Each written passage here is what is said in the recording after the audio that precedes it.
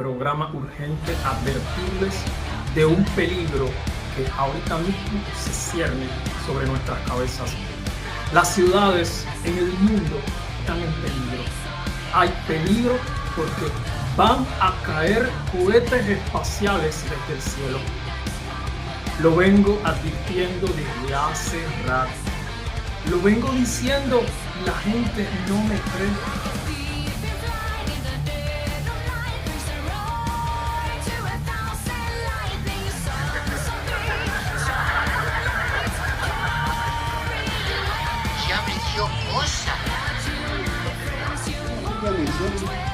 Que hay personas limitadas para ir al cielo. Hay limitaciones, no todos van al cielo. Eso también no lo menciona. Es muy poco las personas que van al cielo. Eso sí no sabemos. Claro que sí, la Biblia lo habla. Bueno, eso sí es poco.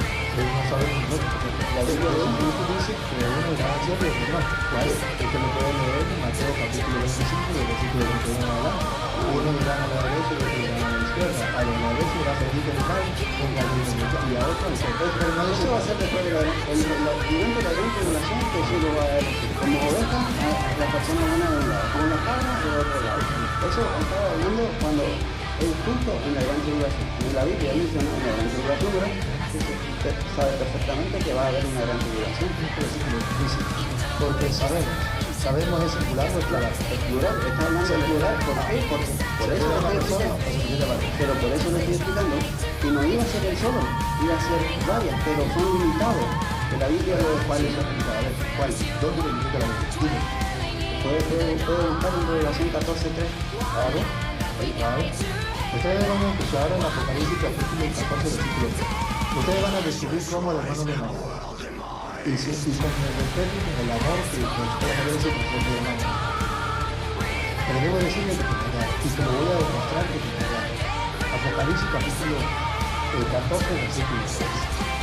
Dice el hermano que es limitado. A ver, hermano, te lo voy a leer y te lo voy a explicar. Porque quiero que te lo explique. Lo leo. Cantan un cántico nuevo delante del trono y adelante de los cuatro vivientes y de los ancianos. Y nadie podría aprender el cántico fuera de los 144,000 rescatados de la tierra. ¿De dónde fueron comprados? De la tierra. ¿Por qué? Los rescatados de la tierra. Eso. Ahora, ese es lo limitado. Esos son solamente los que van para el cielo. Sí. A ver, ¿usted cree que es algo literal, así como está 144,000 y más nada? ¿Cómo? Es algo literal. O sea, el número de 144,000 es algo limitado y los demás no van para el cielo. Solamente ese número. ¿Sí? Solamente eso. Si esto es así como usted me lo está diciendo y es algo literal como está aquí. ¿Sí? Entonces yo le voy a leer el versículo siguiente para que usted se dé cuenta que si es literal, usted se puede. Usted no va al cielo. Vamos. Si es literal, si es verdad que solamente 144,000 y estos están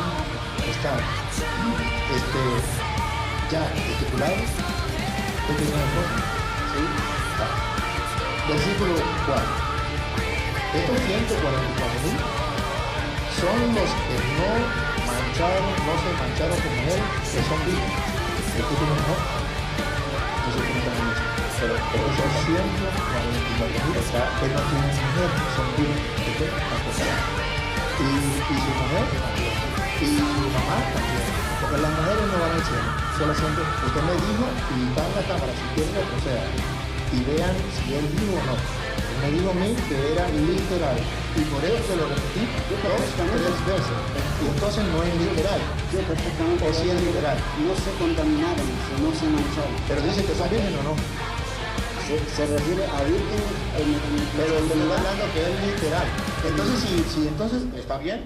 Si no es literal, entonces dígame que no es literal. Y no es literal. No es literal. Entonces observe, ahora no es literal. Si no es literal, o sea, tiene razón, no es literal. 144,000 van al cielo, ¿verdad? Sí, pero no es literal, ¿verdad? Pero ¿por qué si le estoy explicando esto? El 144,000 ¿Es literal? Eso es literal, eso es lo que y van los- al cielo. ¿Y Son los vírgenes limitados. no son literal? ¿Cómo? ¿Los vírgenes que no tuvieron relaciones con mujeres no es literal? Pero la Muéstrame dónde dice que los 144 son literal y los que no tuvieron relaciones con mujeres, esos sí son literal. Pero me deja explicarte o Sí, no? sí no, le dejo no explicar. podemos hablar. Sí le dejo explicar. A lo que le estaban hablando es a las personas, ¿verdad? Que dice que cuando habla de virgen no se refiere a una persona que no tuvo relaciones, porque Pedro era casado. ¿Y a dónde fue Pedro? Al cielo. Entonces no se refería a vírgenes de sexo, se refería a vírgenes en conducta, en santos. Exacto. Eso es lo que Sí. yo quería que usted me dijera. A eso se refiere. hermano, exactamente eso es a eso se refiere. Porque el Apocalipsis es un género literal. Apocalipsis es algo que se dice de forma figurada, no literal. Ni los 144.000 son literales, ni los vírgenes son literales. Él tiene razón. No se refiere que no hayan tenido relaciones. Es género apocalíptico, que significa un género donde no es literal, sino es simbólico. La virginidad es simbólica, es la pureza del corazón, es aquel que busca a Dios, que no se va tras los ídolos, sino que tiene al Dios verdadero, esa es la virginidad. Y los 144.000 es simbólico también, no es literal. Los 144.000 es el resultado de 12 por 12, que son 144, por 1000 de cantidad. 12 que eran las 12 tribus de Israel, 12 que eran los 12 apóstoles, por 1000 que era cantidad. Entonces, una gran cantidad del Antiguo Testamento y una gran cantidad del Nuevo Testamento podrán ser santos. Y si cree que es mentira, entonces lo vamos a comprobar con la Sagrada Escritura para que no digan que yo soy mentiroso. Ahora lo va a leer usted, porque yo lo leí cuando usted me mandó a leer. Ahora usted lo lee cuando yo lo mando a leer. Apocalipsis capítulo 7, versículo 9. Lean. Entonces verán que sí, Sí, un momentito. Estábamos hablando, ¿verdad?, de las personas que iban al cielo eran 144.000, ¿verdad? ¿Tengo razón o no? sí, La Biblia pero tiene no- razón. Pero no literal. La Biblia tiene razón. La Biblia tiene razón, pero no literal, porque es el género, ¿cómo se llama el género? Apocalíptico. ¿Y ¿Sabe Revelación. ¿Sabe qué significa apocalíptico? ¿Sabe qué significa apocalíptico? Simbólico. ¿Verdad? Entonces, el Una revelación, 144. una revelación que el ángel le había mostrado a Sí, Juan sí. cuando lo estaba escribiendo. Pero Las ¿sabe? cosas que iban a suceder, eso era una revelación que el ángel le había mostrado. Así Yo una imagen. no he dicho que no es una revelación. Exacto. Yo lo que le he dicho que esa revelación fue escrita en el género apocalíptico. Eso es lo que yo digo. Eso, entonces, si esto es simbólico, esto entonces no, puede ser que pase y puede ser que no. No, yo no he dicho eso. Eso es lo que dice usted. No, y la gente que me está escuchando, Lo comenté, está evadiendo alguna no cosa. invente. Para eso están testigos. Y retrocedan el video si yo dije eso. Eso yo no lo dije, eso lo está diciendo usted inventando. Pero no lo invente. Lo que yo he dicho, Perfecto. lo que yo Hasta he ahí dicho, están, ¿verdad? Ajá. Bueno, 144.000 van al cielo, ¿verdad? Eso es lo que fueron comprados de la tierra, por Dios. Ahora, ¿y las otras personas que se mueren, a dónde van? Ahí es donde voy. Ahí. Ahí. Léame Apocalipsis capítulo 7, versículo 9, por favor. Para que usted se dé cuenta. Pero le estoy haciendo la pregunta yo. Pero se lo estoy respondiendo. Si la Y Biblia... demuéstrele a las personas que está viendo supuestamente que usted está grabando y que el mundo lo va a ver, demuéstrele a las personas que usted tiene la razón y que usted... ¿Lo leo? Claro. Bueno, usted me dice lo leo, yo soy un hombre. Después yo le leo después los otros capítulos. Bueno, muy bien. Le voy a leer Apocalipsis capítulo 7. Y el hermano quiere que yo se lo lea y con gusto se lo voy a leer. El capítulo 7 va a hablar de esos 144.000 que según él es un número literal y que tiene que ser eso y más nada. Yo se lo voy a leer en el capítulo 7, versículo 4. Dice: y oí el número de los marcados con el sello, 144.000 sellados de todas las tribus de los hijos de Israel. Y ahí está la explicación. De la tribu de Judá, 12.000. De la tribu de Gad, 12.000. De la tribu de Aser, 12.000. De la tribu de Neftalí, 12.000. De la tribu de Manasés, 12.000. De la tribu de Simeón, 12.000. De la tribu de Leví, 12.000. De la tribu de Isaacar, 12.000. De la tribu de Zebulón, 12.000. De la tribu de José, 12.000. De la tribu de Benjamín, 12.000. ¿Sí? Entonces por eso le digo que es simbólico, porque está diciendo gran cantidad, 12.000, no le decía 12 por 12, 12.000. Pero no dice solamente está ahí, ponga cuidado lo que sigue, síganlo, no les inculto mentira, no puedo hablar ninguna verdad. Escuchen, el versículo 9. Y después de esto, mire, y había una muchedumbre inmensa que nadie podía contar. Entonces ese número es un número estricto, porque entonces esta muchedumbre que nadie podía contar, de toda nación, raza, pueblo, lengua, de pie delante del trono y del Cordero, vestido con vestidura blanca y con palmas en sus manos. Eso significa victoriosos, triunfadores. Y gritan con fuerte voz: las salvaciones de nuestro Dios, que está sentado en el trono y del Cordero. Y todos los ángeles que estaban en pie alrededor del trono, de los ancianos y de los 4 vivientes, se mostraron delante del trono rostro en tierra y adoraban a Dios diciendo: amén, alabanza, gloria, sabiduría, acción de gracia, honor, poder, fuerza a Dios, a Dios por los siglos de los siglos, amén. Uno de los ancianos tomó la palabra y me dijo: esos que están vestidos con vestidura blanca, ¿quiénes son y de dónde han venido? Aquí está la pregunta: ¿quiénes son y de dónde han venido? Yo le respondí: Señor mío, tú lo sabrás. Me respondió: estos son los que vienen de la gran tribulación, han lavado sus vestiduras y las han blanqueado con la sangre del Cordero. Están salvos. Por eso están delante del trono de Dios, están salvos, dándole culto día y noche en su santuario, están salvos. Una muchedumbre que nadie podía contar. Entonces que él me diga que solamente van al cielo 144.000, le respeto, pero debo decirle que te engañaron. Siga al Padre Luis Toro en las redes sociales. En YouTube suscríbase y active la campanita e invite a otros a formar su fe cristiana con la palabra de Dios. Visite la página web del Padre Luis Toro y recuerden, hermanos, si alguno de ustedes se aparta de la verdad y otro lo hace volver, sepan que el que aparta a un pecador de su mal camino, salva un alma de la muerte y hace olvidar muchos pecados. Santiago 5, 19 a 20. ¿Otra preguntita? Venga.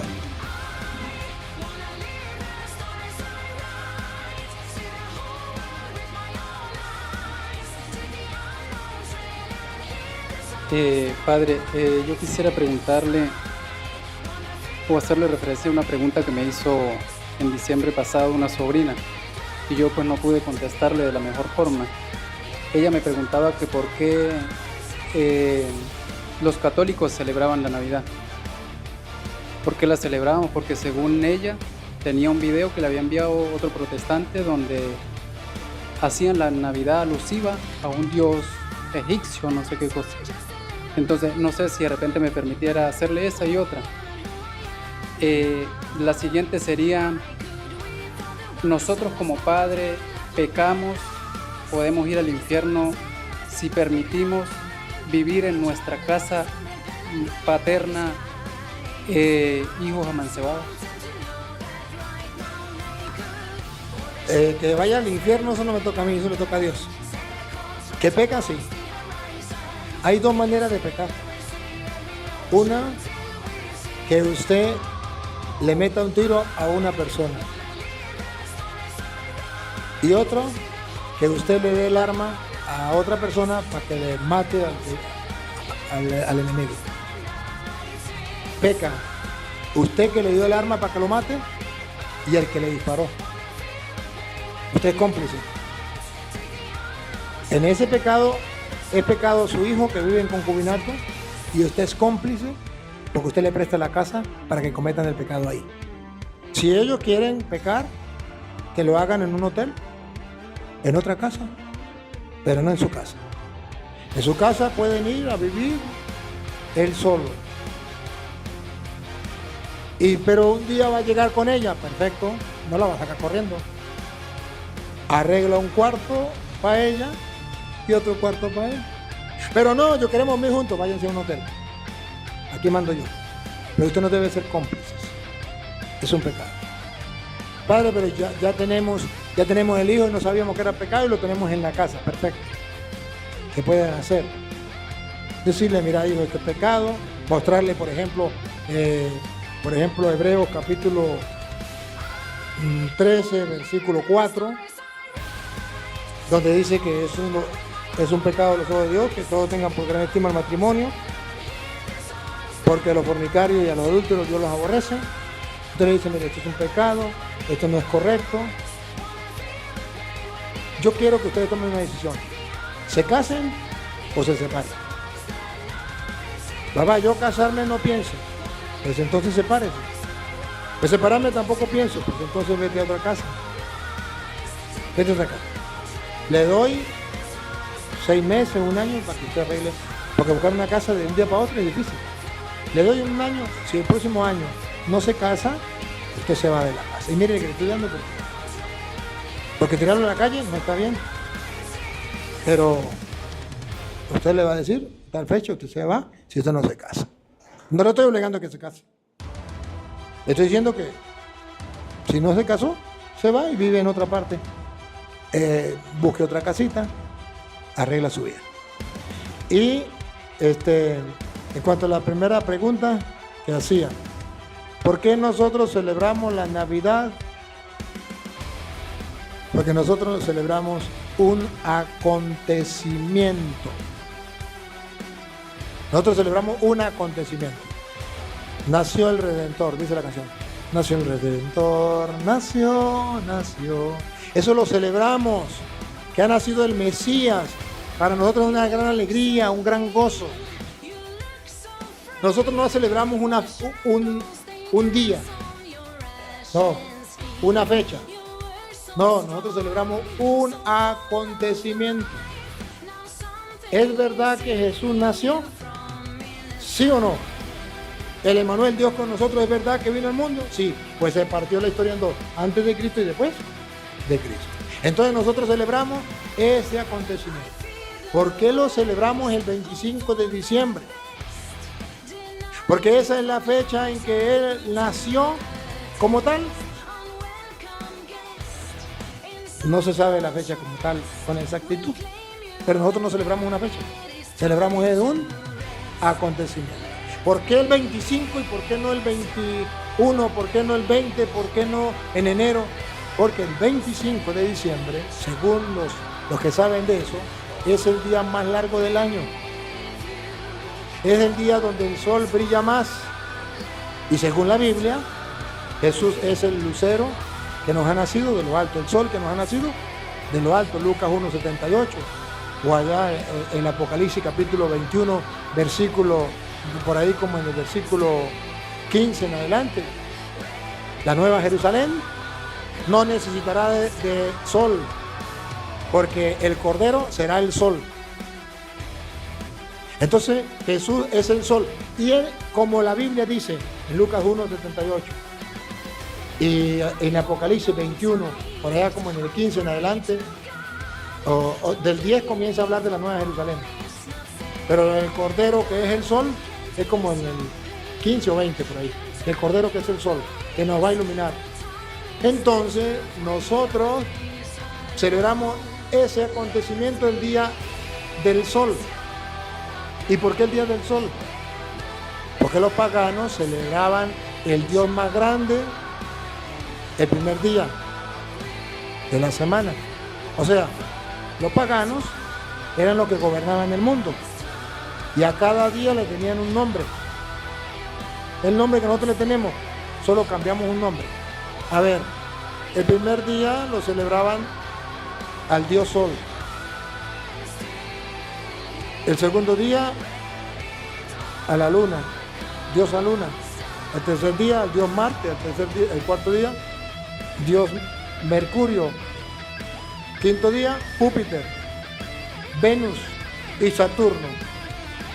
Cada día a un dios. Pero el dios más grande de los paganos era el sol.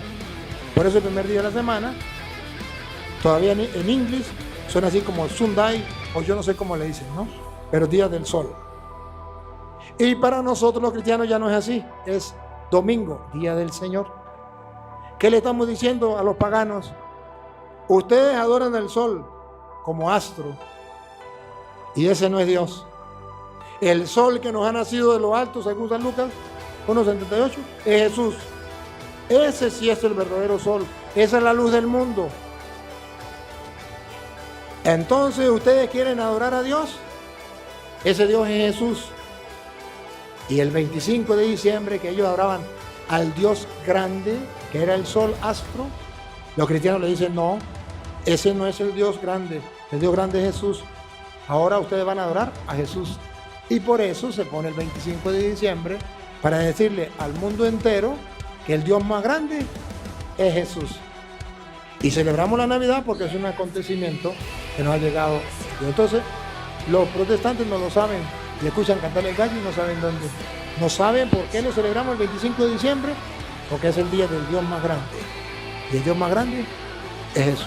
Es el Dios grande, soberano de todos los dioses, tiene sus manos en la cima de la tierra, son suyas las cumbres de los montes, suyo es el mar porque él lo hizo, la tierra firme que modelaron sus manos, Salmo 94. ¿A preguntita? Allá. Usted me dice hasta qué hora, ¿no, Alejandro? Mi pregunta es, ¿cuál es el basamento de la iglesia para hablar del purgatorio?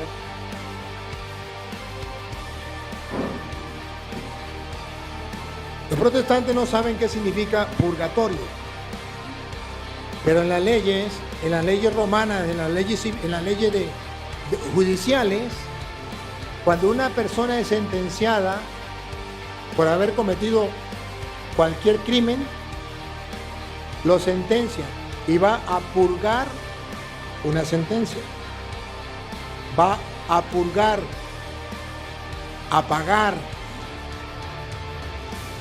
Y de ahí viene la palabra purgatorio, por lo que es las leyes,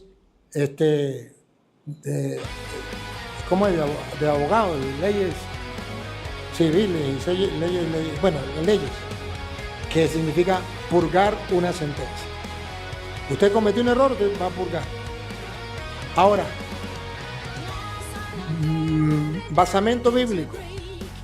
Jesucristo dice que si nosotros fallamos, vamos a ser como igual a las leyes civiles. Va a haber un guardia, el guardia lo manda al juez, el juez dicta una sentencia y de ahí va y paga, y cuando pague el último centavo sale. Entonces en las leyes civiles se llama purgar, y ahí viene la palabra purgatorio, y eso está en Mateo capítulo 5 versículo 25, y lo vamos a escuchar. ¿Cómo sabemos que es purgatorio y no el infierno? Porque del infierno nadie sabe. ¿Cómo sabemos que es el purgatorio y no es el cielo? Porque en el cielo usted no va a pagar, no va a purgar. Escuche. Trata de llegar a un acuerdo con tu adversario mientras van todavía de camino al juicio. ¿Captan? Mientras estamos aquí en la tierra, vamos de camino al juicio. ¿Quién es el juez? Dios. Vamos camino al juicio. Y tenemos que arreglar con el adversario aquí en la tierra. Vamos camino al juicio. ¿O prefieres que te entregue al juez? Aquí está el juez. Está hablando de las leyes civiles. Hay un juez. Y el juez a los guardias. Está hablando, pone el ejemplo de lo civil, que la gente capte a los guardias. ¿Que te encerrarán en la cárcel? Ahí se llamaba purgar una sentencia. Entonces usted va a la cárcel. ¿A qué? A purgar, a pagar. Nosotros en castellano, así, que no somos nada no sabemos de leyes, decimos va a pagar. Los de leyes dicen a purgar una sentencia. En verdad te digo. Si es en verdad, no es mentira. Hay que creerlo. No saldrás de allí hasta que hayas pagado hasta el último centavo. Sí saldrá. Entonces no es el infierno, porque del infierno no sale nadie, es eterno. Pero tampoco es el cielo, porque usted en el cielo no va a pagar. ¿Y qué nombre le pondremos? Matarirerireron. Le pondremos purgatorio, matarirerireron. Va a purgar, va a pagar hasta el último centavo y de ahí va a salir. Y la primera de Corintios, capítulo 3, versículo 13, dice que una persona que haya portado mal, que haya hecho las cosas incorrectas, puede salvarse, pero después que haya pasado por el fuego. Y a eso llamamos purgatorio. Un día se verá el trabajo de cada uno. Será público en el día del juicio, cuando todo sea probado por el fuego. El fuego, pues, probará la obra de cada uno. Si lo que has construido resiste al fuego, serás premiado. Pero si la obra se convierte en cenizas, el obrero tendrá que pagar. Se salvará. Sí, se salvará. Pero como a través del fuego. Pero primero tiene que pasar por el fuego. Ese no es el infierno, porque en el infierno no se salva. El que cae en el infierno no se salva. La última.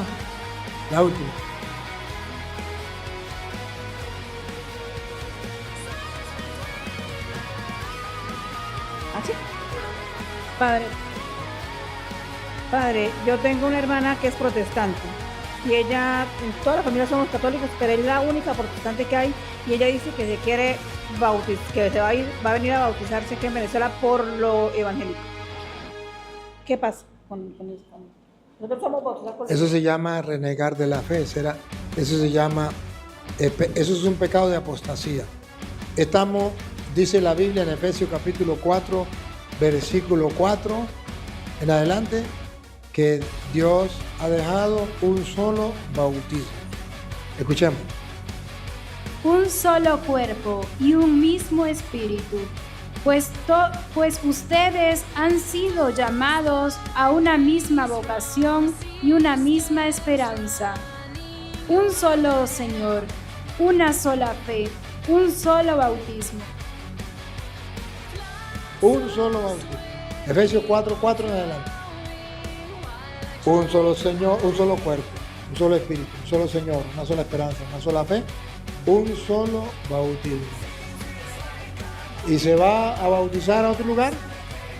Entonces se llama apostasía, renegar de la fe. Y eso es un pecado. Bueno, vamos a cortar entonces y las próximas preguntas las hacemos mañana y los próximos encuentros.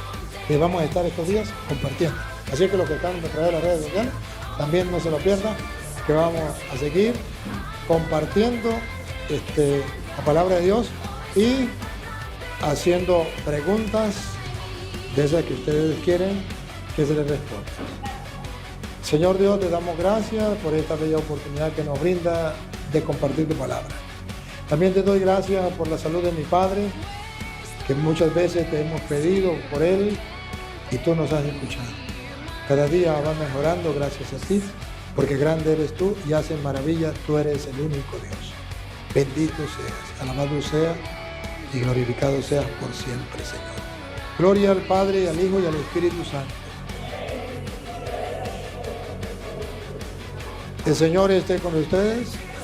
La bendición de Dios Todopoderoso, Padre, Hijo y Espíritu Santo. En el nombre del Padre, y del Hijo, y del Espíritu Santo. Amén.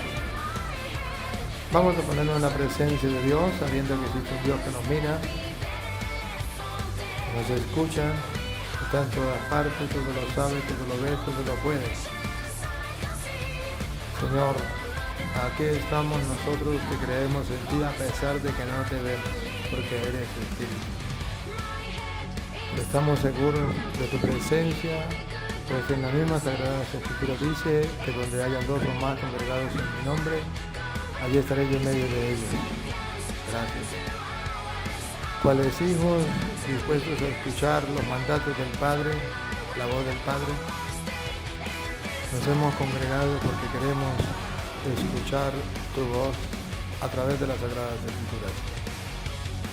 Espíritu de Dios, obra en nosotros como solo tú sabes hacerlo. Digan conmigo, Santo y Divino Espíritu, destruye en mí toda pereza espiritual, toda indiferencia, toda duda, todo miedo. Lléname plenamente de tu luz, de tu sabiduría, de tu paz, de tu gozo, de tu amor, de tu alegría. A ti, Divino Espíritu, que eres Dios y siempre nos acompaña. A ti sea la gloria, el honor, el poder, la adoración por los siglos de los siglos. Amén. Comenzamos esta enseñanza en el nombre del Padre, del Hijo y del Espíritu Santo. ¿Le pidieron más volumen acá?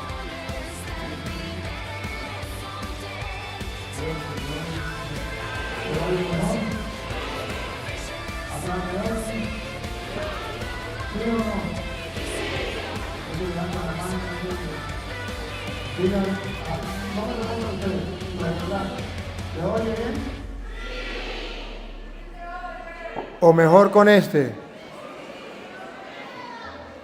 Pero con este me oyen o no. Entonces me trabajo mejor con este. Si me oyen, trabajo mejor con este. ¿Puedo trabajar con este? Con este. Bueno, vamos a trabajar con este. Queridos hermanos, vamos a compartir la palabra de Dios. Me da inmensa alegría. Un saludo para todos. Agradezco al Padre Carlos, al Padre Moisés, el Señor Obispo que nos ha dado la autorización de estar aquí, y a todos ustedes por la asistencia. Trataré de demostrarles a ustedes cómo en un tiempo de los apóstoles la Iglesia vivió lo que estamos viviendo en pleno siglo XXI. No ha pasado de moda. Y tenemos que pasar por ahí. Cuando el apóstol San Juan escribe el Apocalipsis, lo escribe en un momento en que están matando a los cristianos. Él escribe hacia el año 90, termina el Apocalipsis, hacia el año 90, y ahí está pasando por una época de persecución contra la Iglesia. Jesucristo mandó a los apóstoles a evangelizar el mundo entero. Los apóstoles se extendieron por todos los lugares a evangelizar, pero en ese tiempo había un imperio que era el Imperio Romano, que tenía otros dioses que adoraban al emperador, y ellos pensaban que ese era su Dios, y cuando llegan los cristianos a presentar a Cristo como el único Dios vivo y verdadero, entonces comienzan a atacar a los cristianos, comienzan a atacar a la Iglesia. Entonces San Juan, como está viviendo en ese tiempo, en esa época donde ya mataron a San Pedro, lo crucificaron con la cabeza para abajo, mataron a Santiago, mataron a tantos cristianos. Entonces cuando San Juan decide escribir el Apocalipsis, se llama Apocalipsis porque es una manera de hablar que la gente no se dé cuenta de que le está diciendo las cosas a ellos. Entonces habla en forma como de parábolas o como de figuras. Porque si le decía al emperador, usted es una bestia, de una vez lo mataban. Pero si hablaba en género apocalíptico, habla de una bestia, habla de un anticristo, habla de esto y de aquello, pues ellos dicen, no es conmigo. Pero los cristianos sí conocían ese género. Entonces entendían bien que San Juan estaba hablando de que la bestia no era un animal del campo, sino era el emperador que estaba acabando con los cristianos. Habla, por ejemplo, lo que nunca han entendido los protestantes, de la gran prostituta, la gran Babilonia, que mataba a los cristianos y se embriagaba con su sangre. Y eso no era otra cosa sino el imperio romano, como lo había hecho el imperio babilónico en aquel tiempo con el pueblo de Israel. Entonces, el Apocalipsis se llama Apocalipsis porque es un género literario, es a través de símbolos, de comparaciones, para que la gente, los cristianos lo entiendan, pero los del poder, los del imperio, no sean capaces de darse cuenta que le están insultando o diciendo la verdad o lo están señalando a ellos sin que ellos se den cuenta. La iglesia de Jesucristo, porque Jesucristo fundó una iglesia, esa iglesia comienza a extenderse por el mundo entero. Cuando comienzan a atacar a la iglesia, a matar a los cristianos se van desanimando. ¿Por qué? Porque si usted decía que era cristiano, lo mataban. Entonces tuvieron que vivir bajo cuevas, 300 años ocultos de cuevas. Y cuando los perseguían, trataban de matarlo, ellos se escondían. Entonces mucha gente dijo, yo mejor no soy cristiano. Yo mejor me retiro de la fila de los cristianos, me salgo de la iglesia. Si me voy con el mundo, es mejor porque no me persiguen, no me matan. Es entonces cuando San Juan decide escribir el Apocalipsis, y Dios lo inspira, para decirle a los cristianos, ánimo, no se desanimen, sigan adelante, eso tiene que pasar, miren la meta final, las bodas del Cordero, cuando ya el banquete del reino, allá tenemos que llegar, no miren el sufrimiento que están pasando ahorita, miremos el futuro cuando lleguemos al reino de los cielos. Y es entonces cuando San Juan anima a la iglesia, pero ojo, anima a la iglesia desde donde la anima San Juan. Si usted y yo leemos el Apocalipsis en el capítulo 1, el versículo 9, ¿quién me va a ayudar a leer por aquí? A ver, en Apocalipsis, por ejemplo, capítulo 1, versículo, por ahí, en el 9, o antes del 9, va a decir San Juan dónde él escribió el Apocalipsis. Siendo él uno de los apóstoles, está siendo perseguido. Y entonces lo llevan a una isla de Patmos. Allá lo aíslan. Perseguido por decir la verdad. Pero desde allá él escribe y anima a los cristianos para que no bajen la guardia, para que no dejen la fila de los cristianos, sino que sigan adelante. A ver cómo dice el 9, Apocalipsis. Dije Juan, es Apocalipsis 1:9 en adelante. A ver aquí. Yo, Juan, vuestro hermano y copartícipe vuestro en la tribulación. Ahí, escuchen bien. Compartícipe vuestro en la... ¿Cómo estaba pasando la iglesia? ¿Por una? Y dice Juan, yo también estoy pasando por tribulación. No solo ustedes. Pero yo en la tribulación, yo no he abandonado la iglesia. Yo no he dejado de ser cristiano, no he renegado de la fe. Participo con ustedes en la misma tribulación. Copartícipe con ustedes en la tribulación. Repítalo. Yo, Juan, vuestro hermano y copartícipe vuestro en la tribulación, en el reino y en la paciencia de Jesucristo, estaba en la isla llamada Patmos. Estaba en la isla llamada Patmos. Estaba aislado. Lo habían perseguido. Lo habían mandado a esa isla. Siga. Por causa de la palabra de Dios. ¿Por qué lo habían castigado? ¿Por qué lo habían mandado a esa isla? Por causa de la palabra de Dios. Entonces aquí está el reflejo de lo que están viviendo los cristianos. Los primeros cristianos. La iglesia que fundó Jesucristo está pasando por esa tribulación, por ese momento. Pero ojo, San Juan, ¿no? San Juan en ese momento no se deja llevar por el miedo de la tribulación ni de la angustia, no se desanima, no se desalienta, a pesar de que está siendo castigado, está siendo atormentado por allá en la isla. Él le dice, ¿ustedes están sufriendo? Yo también. Pero sigan mi ejemplo, que yo no he renegado de la fe, no he abandonado la iglesia. Y estoy sufriendo todo esto por causa de la palabra, por creer en la palabra. Pero en medio de las pruebas, San Juan va a decir que aunque lo persigan, él puede estar tranquilo porque está en la presencia de Dios, saborea la presencia de Dios y nadie le puede quitar ese gozo espiritual. Vean el versículo 10, escuchen el 10. Yo estaba en el Espíritu en el día del Señor y oí detrás de mí una gran voz como de trompeta. Él estaba en el Espíritu. La otra traducción le dice, caía en éxtasis en el día del Señor. O sea, que nada le puede impedir al cristiano vivir en el Espíritu.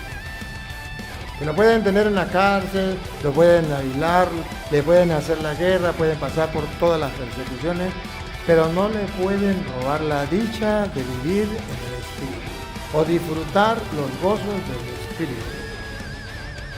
No, un día miraba la película de José vendido por sus hermanos.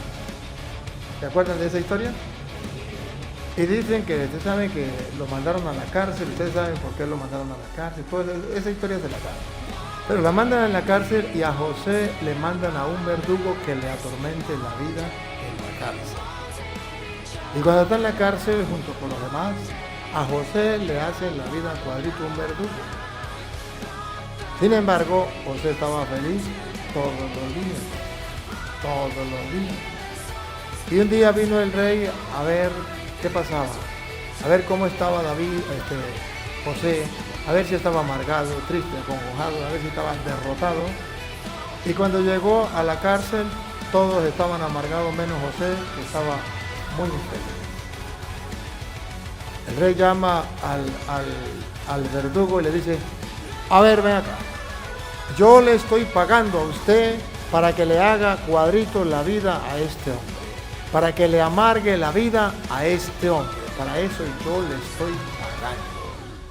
Pregunto, ¿cómo se explica que todos estén amargados en la cárcel y que este hombre que quiero que le amargue la vida está feliz en la cárcel? La respuesta del verdugo fue, mi rey, si quiere quíteme la cabeza. Pero a ese hombre no le puedo amargar la vida porque él todos los días, en cualquier lugar y en cualquier momento de su existencia, él está con su Dios, que él afirma que está en todas partes, en todo momento. Y no le puedo quitar la felicidad porque su felicidad es estar con su Dios. ¿Cómo hago yo? Eso le pasó a San Juan. Estando en la isla de Patmos, a causa de la palabra, viendo la persecución y sufriendo cómo mataban a los cristianos, él vivía en el Espíritu. Cayó en éxtasis en el día del Señor, gustaba y saboreaba eso. Y es entonces cuando tiene la revelación, y así se llama Apocalipsis, también se llama revelación. Dios le revela que